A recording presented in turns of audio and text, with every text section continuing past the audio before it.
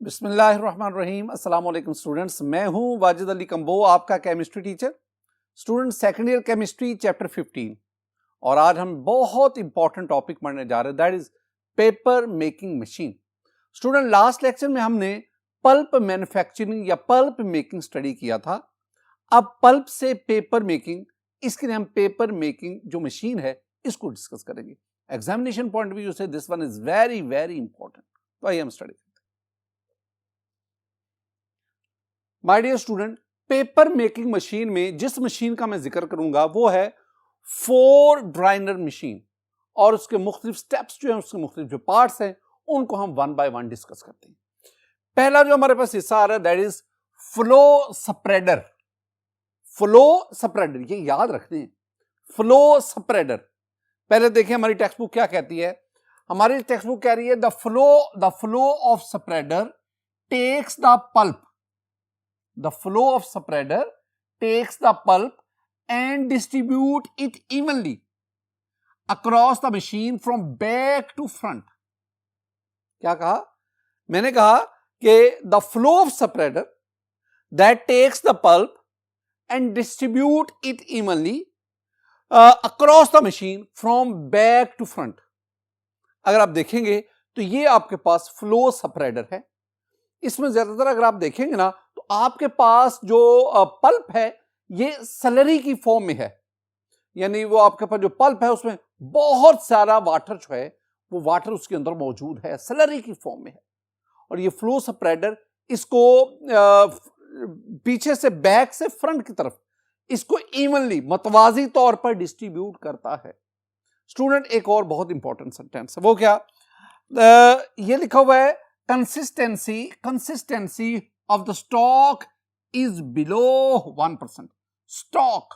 Stock से मुराद है यहां पे पल्प, वो पल्प जिसको हमने प्रिपेयर करके रखा हुआ है। वो कहते हैं कि उस पल्प की, स्टॉक की जो कंसिस्टेंसी है दैट शुड बी बिलो 1%।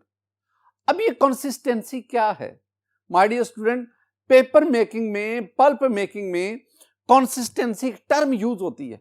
ये हमें बताती है कि उस मिक्सचर के अंदर, उस स्लरी के अंदर आपके पास जो वुड पल्प है उसकी अमाउंट कितनी है। Amount of wood pulp in slurry, that is consistency. 1% का मतलब क्या है? 1% का मतलब है इसमें 1% वुड पल्प है, जो पल्प कंटेंट्स वो 1% है, 99% इसमें वाटर है। तो ये आपके पास जो ऐसा पल्प जिसकी कंसिस्टेंसी 1% होती है, फ्लो स्प्रेडर में उसको इवनली डिस्ट्रीब्यूट किया जाता है। ये पहला पॉइंट था।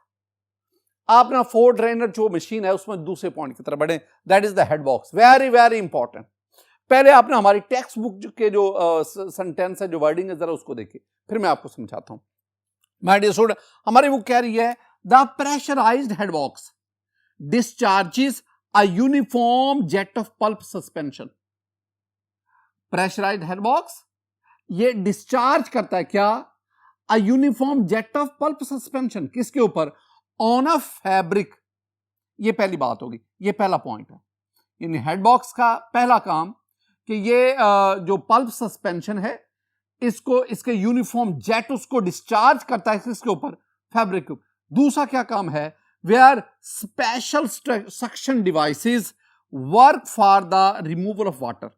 जहां पे फिर ये स्पेशल सक्शन डिवाइसेस होते हैं जो वाटर को रिमूव करते हैं। ये दूसरा काम हो गया। माय डियर स्टूडेंट, ये देखेंगे this one is a state of the art dilution head box. This one is very very very modern head box. अगर आप इसको देखेंगे, ये वो पूरी मशीन का अहाता कर रहा है। इसके अंदर ये स्पेशल चैम्बर्स होते हैं। ये हेड बॉक्स क्या कर रहा है? ये पल्प सस्पेंशन, उसका एक यूनिफॉर्म जेट उसको डिस्चार्ज करता है। और अगर आप देखेंगे तो ये आपके पास ये बिल्कुल पल्प, ये एक यूनिफॉर्मली डिस्ट्रीब्यूट होता जा रहा है इन फैब्रिक्स के ऊपर। और साथ ही साथ यहां पे डिफरेंट डिवाइसेस होते हैं जो इसमें मॉइस्चर को अब्सॉर्ब करते हैं। अब ये याद रखना कि यहां जो आपके पास ये पल्प आएगा, जो पल्प अब कागज बनने के मरहले की तरफ बढ़ रहा है, इसमें 85% मॉइस्चर होगा। इसका मतलब है यहां आते तक मॉइस्चर जो है वो कम होता जा रहा है और ड्राई कंटेंट्स वो बढ़ते जा रहे हैं। My dear student, head box के बाद आप बढ़ेंगे 4 ड्राइनर टेबल। 4 ड्राइनर टेबल, अब इसको भी देखें। The endless moving 4 drinier fabric forms the fiber into a continuous matted web। यहां तक पहली बात होगी। ये वो बता रहा है कि 4 ड्राइनर टेबल ये कैसे वर्क करता है। The endless moving 4 drinier fabric, ये अभी मैं सारी चीजें आपको बताता हूं कि इसका मतलब क्या है। Forms the fibres into a continuous matted web. इतनी पहले बात देखें माय डियर स्टूडेंट, ये जो इतना हिस्सा है ना, this one is called 4 drinier table. अगर आप इसको गौर से देखेंगे तो मैं इसको वायर सेक्शन भी कह सकता हूं। इसके अंदर ये एंडलेस रनिंग वायर्स हैं, एंडलेस रनिंग वायर्स हैं। इसके ऊपर ये पल्प आता है। अब जो पल्प जब आता है तो यहां पे डी वाटरिंग एलिमेंट्स मौजूद हैं जो इसमें से वाटर को, मॉइस्चर को अब्सॉर्ब करते हैं। माय डियर स्टूडेंट, यहां पे वाटर जो है डी वाटरिंग होती जा रही है और साथ ही साथ जो पल्प है वो मैटेड वेब की फॉर्म में आपके पास आता जा रहा है। इसमें जो फाइबर्स हैं, जो सेलुलोजिक फाइबर हैं, वो एक दूसरे के करीब होकर एक शीट की शक्ल में चेंज होते जा रहे हैं। ये सारे का सारा यहां पे जो वाटर जो है वो जो हासिल होता है वो दोबारा रिसाइकलिंग के तौर पर, रिसाइकल्ड वाटर वो दोबारा यूज हो जाता है। ये आपके पास जो है दिस वन इज द 4। आप इसे, मैंने आपसे कहा ना, आप इसे वायर सेक्शन भी कह सकते हैं। एंडलेस वायर का मतलब क्या है, ये सारी के सारी ना एक से दो, ये सर्कल की फॉर्म में, एक इधर गया ये होकर दोबारा फिर ये मूव कर रही होती है। अच्छा माय डियर स्टूडेंट, इसमें एक और भी चीज है कि while the 4 drainer table drains, ये जो 4 ड्रेनर टेबल है, it drains the water bye suction forces. ये तो मैंने आपसे कहा ना कि ये जो 4 ड्राइनर, मैं दोबारा आपको दिखा देता हूं, ये जो 4 ड्राइनर टेबल है, इस 4 ड्राइनर टेबल का ये जो हिस्सा है ना, यहां पे वाटर ग्रेविटी के जरिए इससे रिमूव होता जाता है। There is no assistance of vacuum. लेकिन इस हिस्से में जाके water is remove, dewatering takes place by, that is assisted by the vacuum. इसके बाद आपके पास इसमें मॉइस्चर कंटेंट्स कम होते जा रहे हैं, ड्रायर कंटेंट्स उनकी जो परसेंटेज है वो बढ़ती जा रही है। ये हमारे पास था। इसके बाद ये जो आपके पास शीट बन गई जो पेपर की तरफ बढ़ रही है, अब ये नेक्स्ट जो है ना, ये ड्रायर सेक्शन, प्रेस सेक्शन की तरफ बढ़ती है। माय डियर स्टूडेंट, नेक्स्ट हमारे पास आ गया press section. The paper sheet जो 2 मराहल से गुजर चुकी है। The paper sheet is conveyed through a series of roll presses। Paper sheet को फिर हम रोल प्रेसेस इसके एक मरहले से गुजारते हैं, where additional water is removed and the web structure is consolidated। this one is the important। आप इस चीज को जरा देखेंगे माय डियर स्टूडेंट, ये जो हिस्सा है ना, this one is called the press section। आप इसमें ये देख सकते हैं, ये डिफरेंट रूलर्स है। अब जब इसमें ये पास करता है ना, तो रूलर्स जो हैं वो 2 काम कर रहे हैं। एक उसकी थिकनेस, उसको मेंटेन कर रहे हैं, थिकनेस जो है उसको आपकी मर्जी के मुताबिक उसको अरेंज करते जा रहे हैं। और दूसरा असल जो काम है वो यहां पे डी वाटरिंग कर रहे हैं, इसमें से वाटर को रिमूव करवा रहे हैं। ये हमारे पास सारे का सारा जो है, this one is the press section. इसमें ये डिफरेंट रूलर्स है। माय डियर स्टूडेंट, नेक्स्ट हम बढ़ते हैं। We have the dryer section. Dryer section, अब ये नाम ही, असल में ड्रायर की बजाय ये लफ्ज होना चाहिए था drawing, DRYING, drawing section. Drawing section ये टर्म अच्छी है। तो ड्रायर हमारी टेक्स्ट बुक ये कह रही है तो मैं इसको यही लिखूंगा। My dear student, dryer section में क्या है? The wet sheet of paper.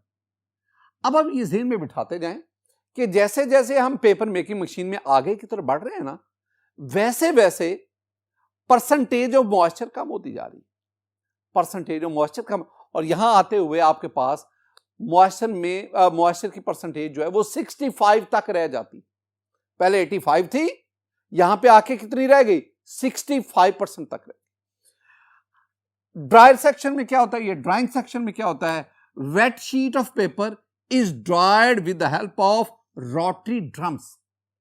अब हम रोटरी ड्रम्स की मदद से, रोटरी जिनको हम स्टीम से हीट करते हैं, हम रोटरी ड्रम्स की मदद से ये वेट शीट ऑफ पेपर इसको मजीद ड्राई करते, खुश्क कर रहे हैं। असल में हम काम क्या करते जा रहे हैं, हम ना पल्प से मॉइस्चर रिमूव करवा के, पल्प से वाटर कंटेंट्स रिमूव करवा के उसको वेब फॉर्म में, शीट की फॉर्म में लाते जा रहे हैं, और यूं हम अपने फाइनल प्रोडक्ट यानी पेपर की तरफ बढ़ रहे हैं। My dear student, water is separated from fibers कैसे, either by gravity, by suction, by pressing and by heating.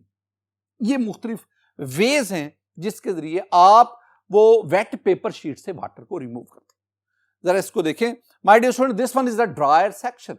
जरा गौर से देखेंगे इस ड्रायर सेक्शन ये डिफरेंट रूलर्स हैं। ये जो रूलर्स हैं इनको हम स्टीम के जरिए हीट करते हैं, और इन रूलर्स में से जब ये पेपर शीट पास, वेट पेपर शीट पास कर रही होती है, तो इनके प्रेस करने की वजह से इसमें से जो वाटर है वो रिमूव होता जाता है, और इस तरह ये ड्राई होती है। इसमें वाटर कंटेंट्स की कमी होती जाती है।